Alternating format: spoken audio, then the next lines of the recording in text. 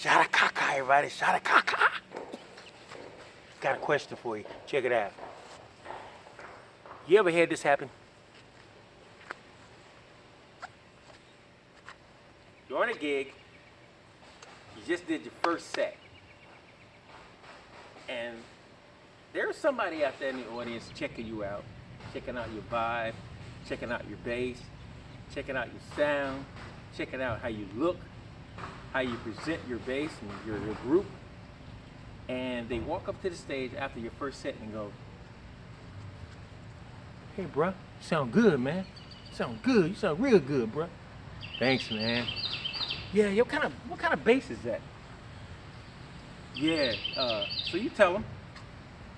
It's like, yeah, man. Yeah, I've been trying to play a little bass myself, trying to get in that thing, And I got a bass, too. So, you carry the conversation on. And then you hear this. "Yo, can I check it out, man? Can I check it out?" You give him this look. "To what?"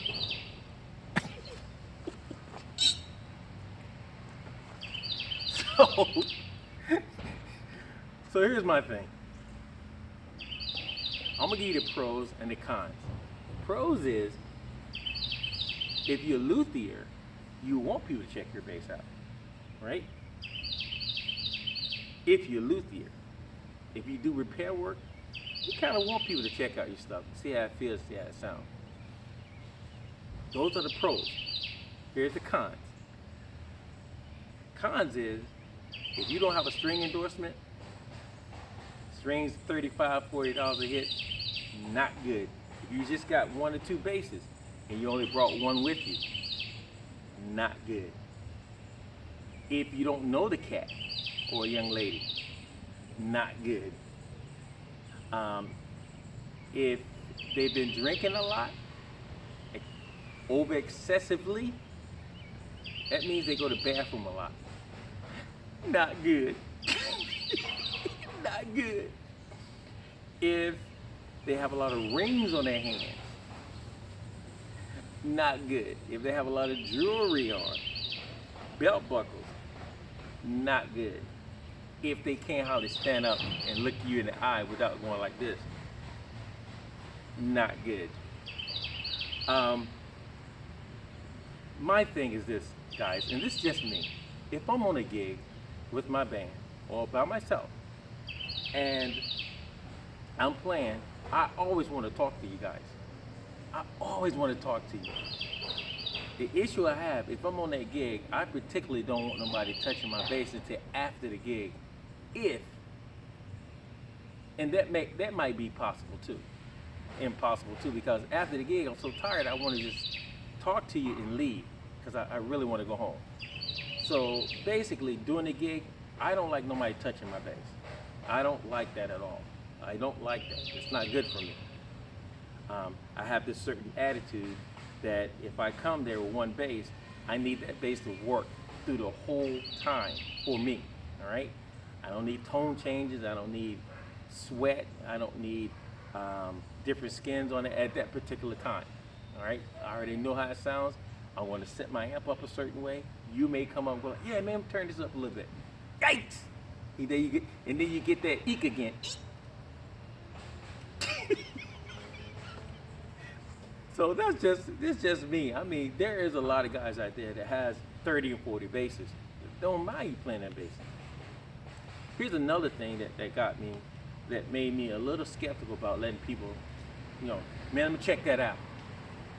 First of all, and you hate to say this, is that a lot of people just don't care about your stuff like you care about it. If you spend that kind of money, you don't want things happening to it. I'm not saying that everybody who picks it up is going to have it in their heart to damage it. You're not going to say that.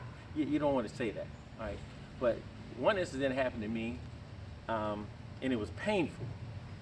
I let a guy check my bass out, and I was in another room talking to somebody else, and I hear that. So in my mind, I'm thinking, nah, he ain't dropped my bass. So I walked in, and I saw it, and he was picking it up like nothing ever happened. What got me was, the brother said there was a chip off the top of the headstock. He said, "Hey, man, It's all right. You can go ahead and glue this back on. That's one of those other moments you go like this. Because you want to say stuff, and you be like, nah, I don't really want to say stuff to him to really hurt him. I just need to go ahead and leave. And take my pace and not let this happen again. But that was just one incident. And there are a lot of people out there in the audience that, you know, that you go places you go that they're hungry. They're hungry to learn how to play. There are times that you can meet with them, you know what I'm saying? Or talk to them on the phone or by email or by video and stuff like that to give them great insight. But when I'm on a gig, folks, push come to shove, I pretty much don't want you checking the bass out until afterwards, if I have that kind of time afterwards. A lot of times if I'm out of town, I want to talk to you, but I want to go home. I'm not saying that my bass is more important than any other bass in the world, but if you put that kind of money in it, you don't want anything to happen to it, especially if you're out of town. If you got one bass with you, I pretty much don't want you to check it out until maybe later on in the future. You know, maybe later on in the future.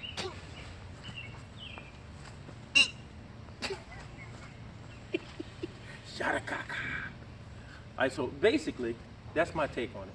And a lot of guys who disagree with me, like, man, it's just the bass. Yeah, you're right, it's just the bass. But if you only have one bass and that bass makes money for you, you want to take care of that bass. All right, there are some things that you need to put in perspective. It's not personal, all right? It's nothing personal. It's in putting things in perspective. That's the best way I can say it.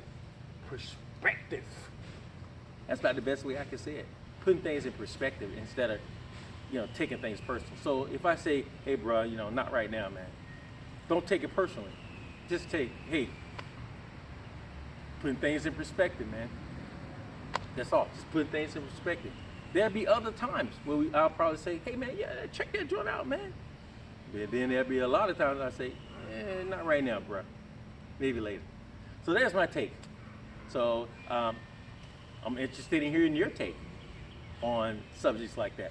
So, shadakaka. Peace out and bass on.